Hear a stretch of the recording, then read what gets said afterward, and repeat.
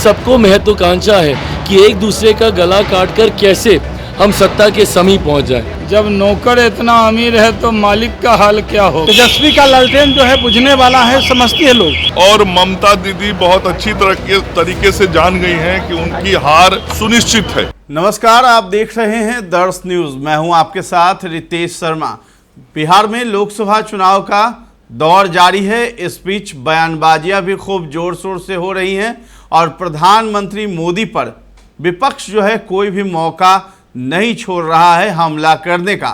तो बिहार में नेता प्रतिपक्ष तेजस्वी यादव हैं, वो लगातार बयान दे रहे हैं, पीएम मोदी पर हमलावर हैं और साथ ही साथ जो है देश भर में यानी ममता बनर्जी पश्चिम बंगाल के मुख्यमंत्री, उन्होंने ये बयान दिया कि इंडिया गठबंधन अगर जीत जाती है देश में तो हम उसे बाहर से समर्थन देंगे। इस पर जो है बिहार एनडीए के नेता काफ़ी ज़्यादा गुस्से में और हमला भी कर रहे हैं तेजस्वी यादव और इंडिया गठबंधन के तमाम नेताओं पर।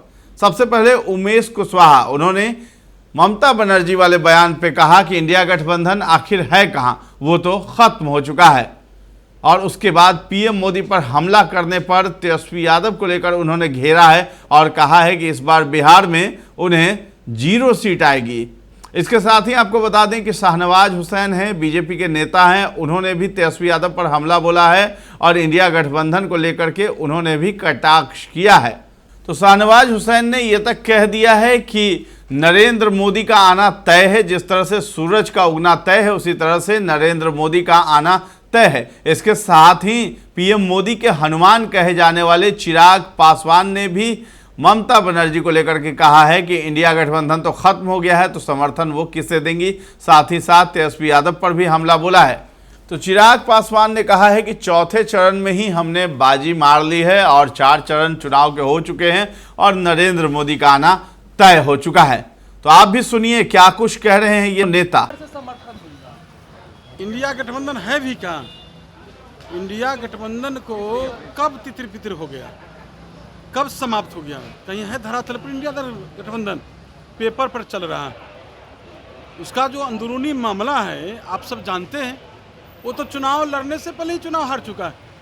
जिसके गठबंधन में इतना अंदरूनी मामला चल रहा है वो भला चुनाव क्या लड़ेगा? तो पहले देख रहे हैं ना कि बिहार में जितना चुनाव हुआ है, इन महागठबंधन के जो लोग लड़े हैं उनके क्या हर्ष हुआ है, तो सब लोग आप लोग जानते ही।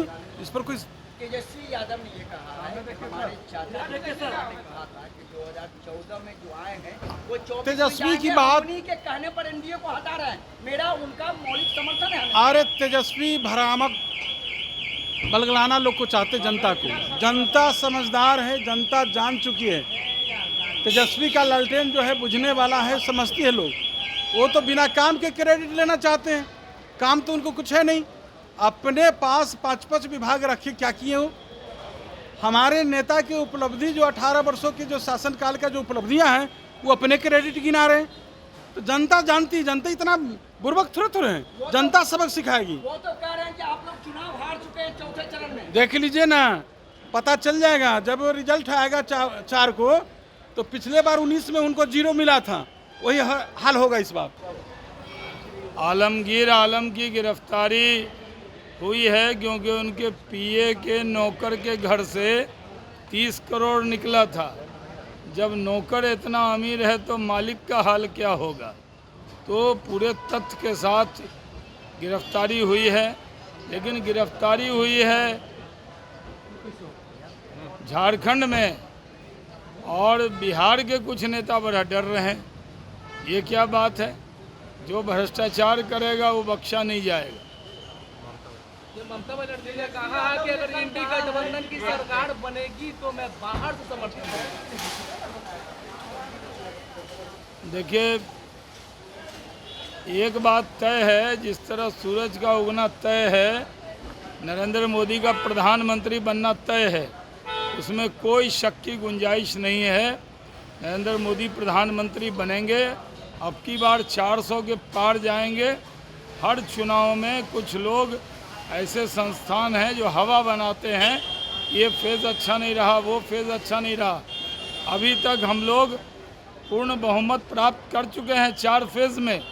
अब तो उस पर ऊपर सीटें आ रही हैं।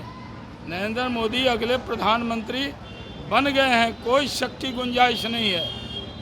4 फेज में ही बहुमत मिल गया, अब तो जो 3 फेज है उसमें 400 के पार जाएंगे। तेजस्वी यादव आजकल हर बात पे माई और बाप बहुत बोलते हैं। अब भाजपा को और महंगाई को माई बाप बोल रहे हैं, पहले कहते थे माई बाप की सरकार है। तो इस तरह की भाषा वो बोलते हैं क्योंकि तेजस्वी यादव बहुत मेहनत किए, कमर में चोट भी लग गया, लेकिन सीट आ रही है 0। तो 0 सीट जब आ रही है तो अभी से थोड़ा सा इस तरह का बयानबाजी वो कर रहे हैं। राहुल गांधी ने कहा है कि देखिए, संविधान के ऊपर सर रखकर नरेंद्र मोदी जी ने सर झुकाकर शपथ लिया था प्रधानमंत्री का। संविधान न खतरे में था, न है, न रहेगा। संविधान में संशोधन तो ज़्यादा कांग्रेस ने किया था। हम लोग तो बाबा साहब के बताए हुए रास्ते पर चलते हैं, बाबा साहब के अनुयायी हैं। संविधान है और रहेगा। लालू जी के लिए राष्ट्रीय अध्यक्ष हैं तब तो कुछ नहीं बोल रहे हैं। तेजस्वी यादव भूल जाते हैं कि जिस पार्टी के वो कार्यकर्ता हैं उसके राष्ट्रीय अध्यक्ष श्री लालू प्रसाद जी हैं, और वो भी उम्र दराज हैं। मोदी का अपमान करते करते वो लालू जी का अपमान करने लगते हैं। आपका सवाल। उद्धव ठाकरे के बाद न शिवसेना बची, न तीर कमान बचा, न एक सांसद जीतने वाला है। अब वो भविष्यवाणी मोदी जी पे कर रहे हैं। महाराष्ट्र में 0 पे आउट हो जाएगी उद्धव ठाकरे की पार्टी। ने कहा है कि अगर इंडिया गठबंधन की सरकार बनती है तो बाहर से समर्थन। इन लोगों में कौन किसको समर्थन दे रहा है, पहले तो आप उन्हीं के खिलाफ चुनाव लड़िएगा, हाँ, और उसके बाद उन्हीं को समर्थन देने की बात कीजिएगा। ये विरोधाभास नहीं है तो और क्या है। बार बार हम बोल रहे हैं कि इंडिया अलायंस की नीति ही क्लियर नहीं है, इन लोगों की नीयत ही क्लियर नहीं है।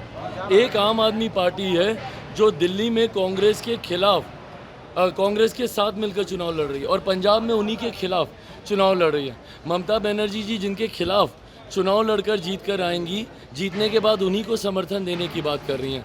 तो ये भानुमति का कुनबा नहीं है तो और क्या है।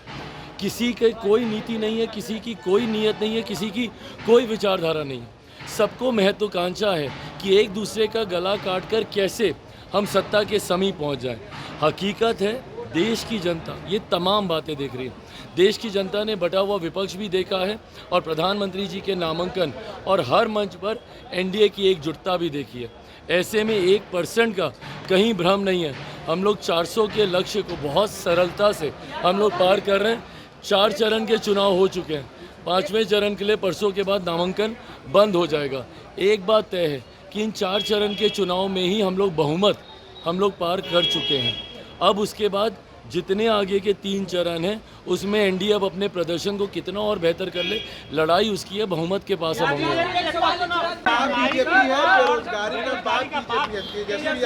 एकदम सही कह रहे हैं। 4 तारीख को पूरा लालू प्रसाद जी का परिवार बेरोजगार हो जाएगा, तो चिंता होना ही चाहिए ना, एकदम चिंता करनी चाहिए। 4 जून को लालू प्रसाद जी का पूरा परिवार बेरोजगार हो जाएगा। वो देख के आप लोगों को ममता दीदी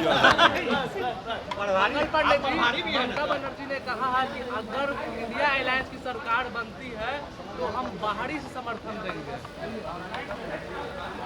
ममता दीदी को बहुत अच्छी तरीके से पता लग गया है कि इंडिया अलायंस की सरकार नहीं बनने वाली है, इसीलिए अब वो समर्थन देने की बात कर रही हैं।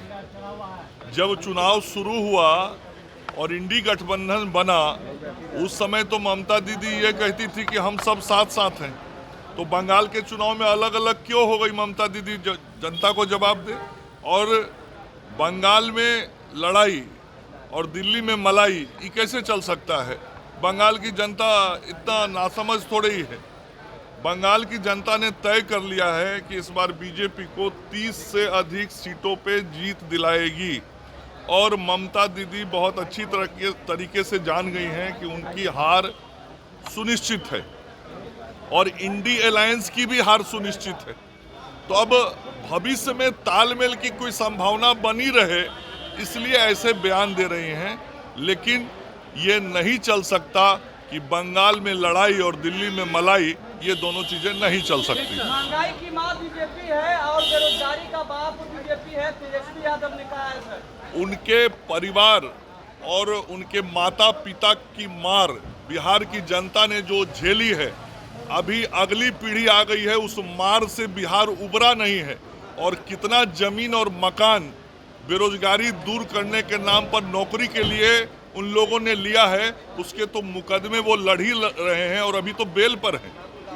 तो आपने सुना किस तरीके से इंडिया गठबंधन के तमाम नेताओं पर बिहार एनडीए के नेता काफ़ी ज़्यादा हमलावर दिखाई दे रहे हैं और पीएम मोदी के हनुमान जो है चिराग, उन्होंने भी धावा बोल दिया है और तेजस्वी यादव पर खूब मुखर होकर के चिराग पासवान बोलते हुए नजर आ रहे हैं। साथ ही साथ शाहनवाज हुसैन और उमेश कुशवाहा भी हमलावर दिखाई दिए। फिलहाल इस खबर में इतना ही है। आपका क्या कहना है इस वीडियो पर, ये सब हमें कमेंट सेक्शन में जाकर के जरूर बताएं और हमारे चैनल को अब तक सब्सक्राइब नहीं किया है तो कर लीजिए। धन्यवाद।